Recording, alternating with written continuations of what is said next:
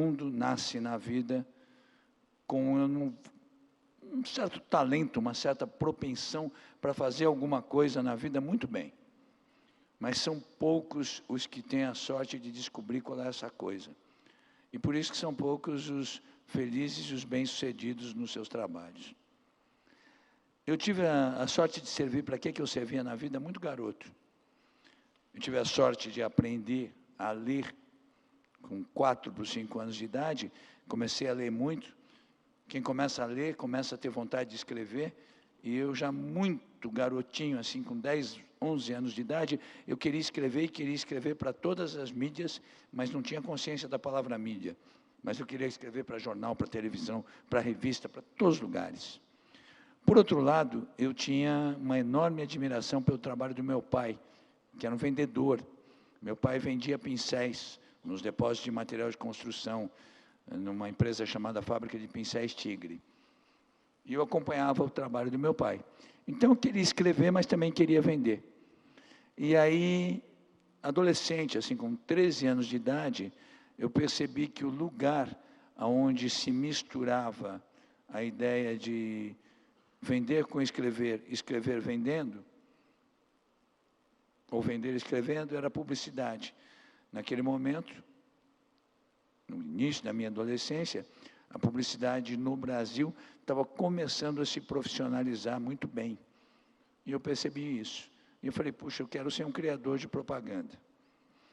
Evidentemente que eu devo muito a minha vida aos profissionais da geração anterior, que já tinham profissionalizado a propaganda no Brasil, que estava prontinha para surgir um cara com as minhas ambições. Aí, quando eu estava com 17 anos de idade, eu prestei um monte de vestibulares, eu nunca fui muito bom aluno, mas como eu lia muito, eu entrei em todos. Aí, entrei em todos, me matriculei em 2 faculdades, uma de manhã, outra à noite, mas aí eu arrumei uma namorada mais velha, eu tinha 17 anos, muito garoto adora arrumar uma mulher mais velha, né? E arrumei uma namorada de 25 anos. Meu pai era um vendedor e eu sabia que meu pai trabalhava com sacrifício para manter aquela vida bacana que eu tinha, que era o quê? O garoto que entra na faculdade ganha um carro. E eu comecei a ficar com vergonha, principalmente por causa da namorada mais velha, de receber mesada. E aí, com 17 para 18 anos, eu resolvi começar a trabalhar. O meu primeiro estágio numa agência de publicidade foi de uma maneira folclórica, que eu já contei muitas vezes. Eu estava indo para a faculdade que eu fazia de manhã, na rua Itambé, aqui em São Paulo, o pneu furou.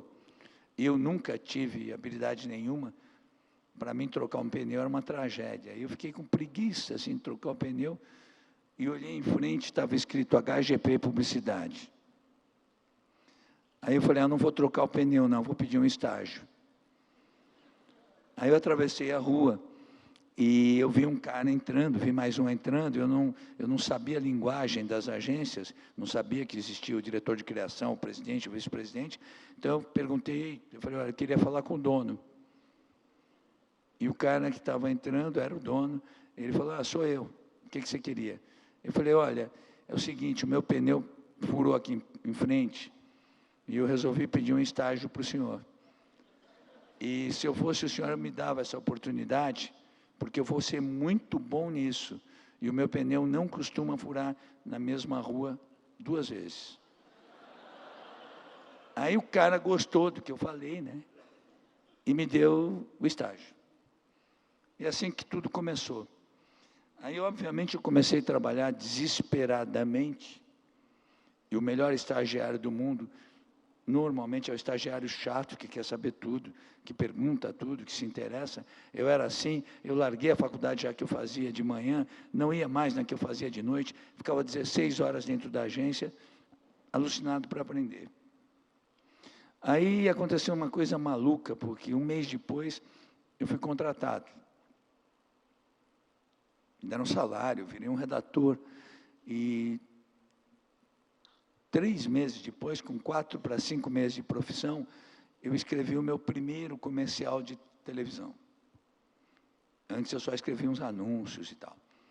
E aí o meu primeiro comercial de televisão era um comercial para para as louças e torneiras Deca, que são meus clientes até hoje na W Macan, ele era um bom comercial.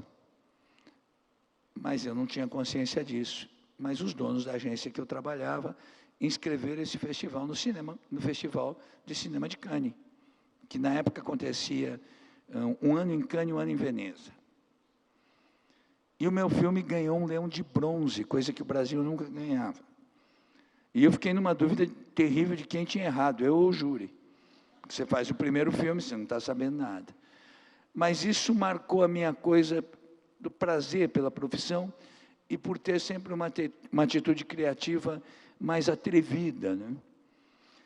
Eu comecei a perceber naquela época já que não existia a coisa mais atrevida ou menos atrevida. Existia aquilo que era adequado e aquilo que não era adequado.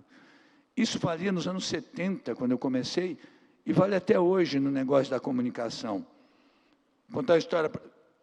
Se as moças presentes aqui na plateia prometerem que não me batem, eu conto uma história de linguagem adequada, mas machista. Pode? Vocês não vão me bater, prometem? Bom, a linguagem é adequada, mas é muito machista. Vocês prometeram não me bater. Há 3 anos atrás, um amigo meu que na Inglaterra faz a publicidade do Porsche, fez uma campanha muito boa. O Porsche Carrera, como todos nós aqui sabemos, é o sonho da maior parte dos homens. Portanto, o público dele é eminentemente masculino. Foi feita uma campanha para esse produto, vocês não vão me bater, né? Que era um monólogo, provando o porquê. Um cara bom de monólogo, na televisão, no cinema, provando por que Porsche é melhor que mulher, que, diga-se de passagem, é excelente. O monólogo para provar do porquê Porsche é melhor que mulher, que, diga-se de passagem, é excelente, é uma estrutura, assim, quase de um teorema, é uma demonstração. E prova por que Porsche é melhor que mulher, que, diga-se de passagem, é excelente. A primeira demonstração é uma demonstração até simples. Que é o seguinte, o sujeito tem um Porsche. Ele está muito feliz que ele tem um Porsche. E ele resolve comprar mais um Porsche. O Porsche que ele tem não fica aborrecido. Certo? Já o cara tem uma mulher, que, diga-se de passagem, é excelente. Como é excelente, ele resolve ter mais uma mulher. Vai ter um problema com a mulher que ele já tem. Então, vocês veem aí a primeira demonstração da superioridade do Porsche em relação à mulher, que, diga-se de passagem, é excelente. A segunda demonstração é mais dramática. O sujeito tem um Porsche e resolve que não quer ter mais aquele Porsche. Raramente acontece. Normalmente, o cara que tem Porsche quer ter Porsche para sempre. Mas ele resolve, não quero mais. Ele vende o Porsche e ganha um dinheiro. Já o cara tem uma mulher e resolve que não quer mais ter aquela mulher. Isso acontece com mais frequência, infelizmente. Ele pede o dinheiro, tivemos uma declaração sincera aqui disso. Mas a terceira prova da superioridade do Porsche em relação à mulher é a mais dramática. E em relação à mulher, que é excelente. Quantos caras que vocês conhecem que têm Porsche? Pouquíssimos. Quantos vocês conhecem que tem mulher? Monte. Todo mundo. No entanto, todos que têm Porsche conseguem ter mulher, e nem todos que têm mulher conseguem ter Porsche. Bom, o pessoal fez isso, né? O pessoal fez isso, mas não é ninguém bobo, né? Foi feito para o público masculino. Mas, mesmo assim, por que vamos ficar de mal com a mulherada? Então, paralelamente a isso, nas revistas femininas mais bonitas, eles colocaram um anúncio do Porsche Cabriolé, o conversível, com uma mulher linda dirigindo o carro, os cabelos esvoaçantes, e o título do anúncio era um homem interessante, inteligente, te dá de presente um secador de cabelos como esse. Bom, continuando, eu estava lá no meu começo, e muito favorecido pelo período da publicidade brasileira, dos primeiros prêmios, eu fui ficando famoso, conhecido, menino prodígio, isso e aquilo, e fui convidado para trabalhar numa agência maravilhosa, logo antes de eu completar 1 ano de propaganda, a DPZ. A DPZ foi a grande escola da propaganda brasileira, e eu cheguei lá muito garotinho, e logo me transformei numa estrela da agência, muito bem tratado pelos donos. A DPZ sempre me tratou sensacionalmente, e eu fiquei durante 14 anos na DPZ. E isso é uma dica que eu dou para vocês, eu não tenho dúvida de que você ficar muito tempo na mesma empresa, se ela for boa, antes de abrir o teu negócio, é muito bom, porque você só vai aprender.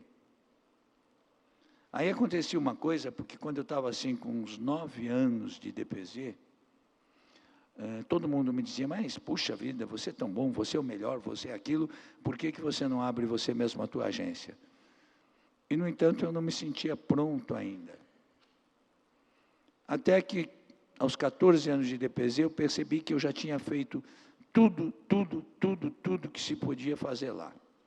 E que eu tinha umas ideias novas, e que elas só seriam bem implantadas se eu fizesse um negócio novo. Mas eu tinha um problema, eu era a estrela da agência, a DPZ era a melhor agência do Brasil, uma das melhores do mundo, eu era extremamente bem tratado, o salário mais alto. Quando você tem todas essas coisas, fora o respeito, você tem um monte de seguranças que não te dão a coragem de fazer o próprio negócio. E é curioso que eu aprendi depois que, numa situação como eu tinha, fazer o próprio negócio, no fundo, era fácil. Era como se eu estivesse em cima de uma grande montanha e tivesse que atravessar para outra. Mas a outra montanha estivesse a 30 centímetros dos meus pés, era só esticar a perna e passar. Mas, no momento desses, você não vê isso. Você só vê o penhasco, você só vê o buraco. Mas eu decidi. Naquele momento, eu decidi que eu tinha que fazer algo de muito diferente. Eu já tinha ganho muitos prêmios, já era conhecido no mundo inteiro e tal. E eu imaginei, eu falei, puxa vida, eu vou sair da DPZ, que é tão boa, só vale a pena se eu fizer um formato de negócio muito diferente. Naquela época, era muito comum as empresas multinacionais comprarem as nacionais, e ponto. Eu falei, mas, e a DPZ era nacional, inclusive. Eu pensei, puxa vida, o que nunca aconteceu é um profissional brasileiro se associar a uma empresa internacional. Nunca tinha acontecido a associação de uma pessoa física, que era eu, com uma pessoa jurídica. E aí eu procurei um pessoal de uma agência europeia muito boa, chamada GGK, e eu propus para eles, eu falei, vocês querem fazer uma coisa mágica no Brasil? A gente faz uma agência que junta o meu nome, pessoa física, o W, meu, de Washington, com a empresa de vocês, GGK. E assim foi feito o primeiro casamento da propaganda mundial de uma pessoa física com a jurídica, que foi feita a WGGK. Aí aconteceu uma coisa, isso foi em 86, a WGGK foi um sucesso muito grande, mas eles tinham poucos clientes que operavam aqui no Brasil, por serem europeus. Então, o crescimento da WGGK era todo fruto do conhecimento meu e do pessoal W. Clientes como Bombril, como Valizé, como muitos outros que já estavam na minha vida desde os anos 70. Aí, 2 anos depois de feito o negócio, eu falei, puxa vida, está muito bom para os meus sócios, mas eles não são sócios para eu desenvolver o negócio. Então, era melhor que profissionais locais meus virassem os sócios. E aí, fui conversar com meus sócios estrangeiros, comprei a parte deles, coloquei 2 dos melhores meus como meus sócios e fundei, em 88, o que foi a ser a W Brasil. O porquê W Brasil? Exatamente porque, naquele momento, o Brasil estava saindo da ditadura política e, há pouco tempo, e os símbolos brasileiros, na minha opinião, estavam um pouco valorizados. Eu falei, vou fazer uma agência que assuma as cores do Brasil, o nome do Brasil e assim por diante. Coisa tão maravilhosa que, em 1990, de livre e espontânea vontade, o meu querido amigo Jorge Ben fez a canção W Brasil em homenagem ao talento da agência. E assim foi indo a minha vida, sempre buscando de me cercar de profissionais muito bons e tendo um truque que também eu recomendo a todos vocês, se vocês forem empreender. A minha vida inteira, enquanto eu fui empregado, eu sempre me comportei como dono, assumindo as responsabilidades de um dono, os riscos de um dono, tudo. No dia que eu montei a minha primeira agência, que foi a WGGK, que eu virei dono, eu passei a me comportar como empregado, com a humildade do profissional que está aprendendo, com a delicadeza de quem ainda quer quase paparicar alguém e assim por diante. Isso tem sido muito bom, muito útil na minha vida. E assim foi sendo, foi acontecendo. E aí, resumindo para vocês, no ano de 2009, vocês imaginam, eu comecei muito jovem nesse negócio, né? Eu já fui menino prodígio da propaganda, vou terminar velhinho retardado, no ritmo que está. Mas, depois de terem feito muitas coisas na vida, eu comecei em 2004, eu fui pai de um casal de gêmeos, e eu falei para minha mulher, olha, teoricamente eu já fiz tudo nessa profissão, mas eu preciso fazer muitas mágicas novas para não ficar contando histórias do passado para essas crianças. E aí, em 2008, 2009, eu que já tinha recebido todas as propostas do mundo para vender a W, desde a época que eu tinha os sócios suíços até a W Brasil, com sócios brasileiros, e nunca tinha aceitado, eu tive uma ideia, eu falei, era legal agora para imortalizar a marca W e para eu ter acesso a outros clientes internacionais, eu ter uma sociedade com um grupo internacional. Mas eu não quero vender, não quero ter sócios que virem patrões. Aí pensei e falei assim, de todo mundo que já tentou comprar a W, quem mais precisaria da W? E cheguei na Macan, por quê? A Macan era mais tradicional, agência brasileira, muito sólida, com uma reputação fantástica, mas precisando de uma cor brasileira, local, do charme criativo da W. Aí eu estava em Nova York, fui jantar com uns amigos meus da Macan, falei, olha, eu tenho uma ideia espetacular, mas vocês não teriam coragem de fazer. Falei, o que é? Eu falei, a gente pode fundir a W com a Macan. E eu não quero dinheiro, eu quero fazer uma fusão, pura e simplesmente. Tocando tudo por igual. Só que tem que botar W Macan, o W na frente do nome de vocês. A Macan, naquele ano, estava prestes a fazer 75 anos de Brasil. Imagina a loucura que era fazer isso. Mas começou a se desenrolar, acabamos fazendo, e fizemos a fusão no dia 1º de maio de 2010. Eu elegi o 1º de maio exatamente por ser dia do trabalho, por causa dessa simbologia. Apesar de que nesse dia a gente, na verdade, fez uma feijoada em São Paulo e no Rio, eu fui nas duas, para o pessoal do nosso escritório. De lá para cá, a W Macan, nesses 4 anos e pouco, tem cumprido tudo que a gente se propôs por manter uma ideologia que é a ideologia inicial. Então, a gente continua trabalhando só para a iniciativa privada, a gente não faz campanhas de candidatos políticos, eu nunca fiz na minha vida, nem de empresas do governo, por coerência. Na iniciativa privada, a gente é perfeccionista, a gente já deve terminar este ano como o terceiro faturamento do Brasil, o que é muito para quem só faz iniciativa privada. Somos a primeira do Rio de Janeiro, uma das maiores no digital, mas o melhor disso é que a gente tem gente muito feliz. A minha filosofia na empresa é que todo mundo tenha consciência de que é melhor ser coautor de muita coisa importante do que autor solitário de algo medíocre. Eu bato muito na regra de que a empresa tem que estar excitada, que é melhor trabalhar sob tesão do que sob tensão. E por isso mesmo nossos resultados são maravilhosos, são sensacionais. Nos meus sócios norte-americanos, a gente é considerado a melhor agência do mundo, e bem possivelmente por isso até o pessoal do Clio resolveu que é um prêmio para velhinhos, mas eu sou o mais novo que já ganhou até hoje, é um conselho,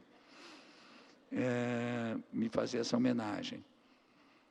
Para terminar, uma outra coisa que eu posso dizer para vocês como um palpite, não é nenhum conselho,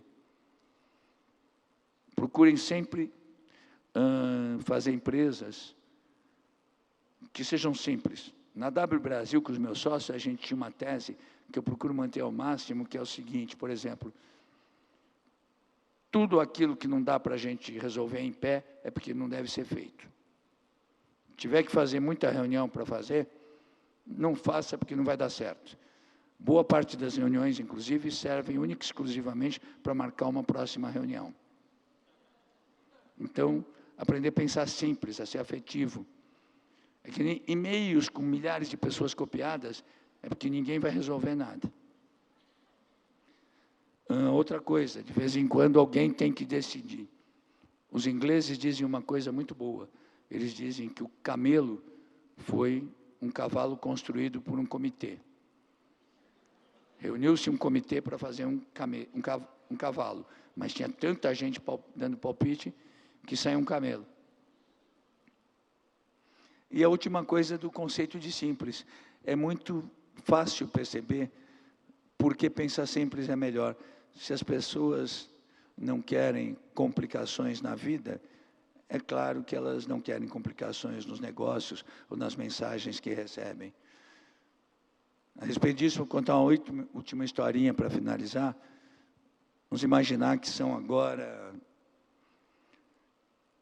pode ser 7 horas, um pouquinho mais agora, mas 7 horas e 30 minutos na cidade de Nova York, para onde a Flytour leva brilhantemente seus passageiros, vai inclusive me levar para a festa do Clio.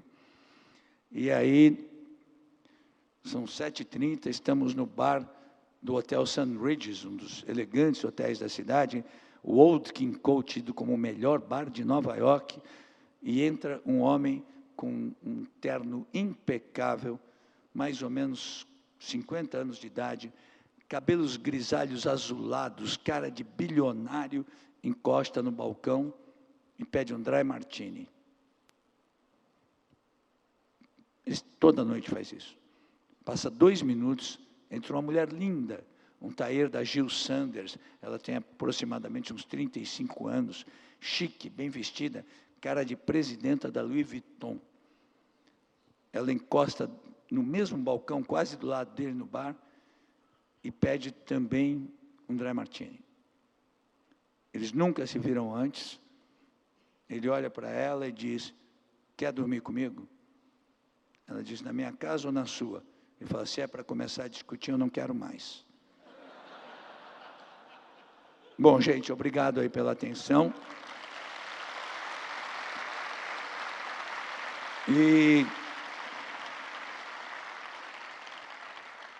E dentro da tese que estamos apenas começando, eu quero desejar a todos vocês que vivam mais de 100 anos e que o último anúncio que vocês leiam seja um que eu tenha acabado de escrever. Obrigado.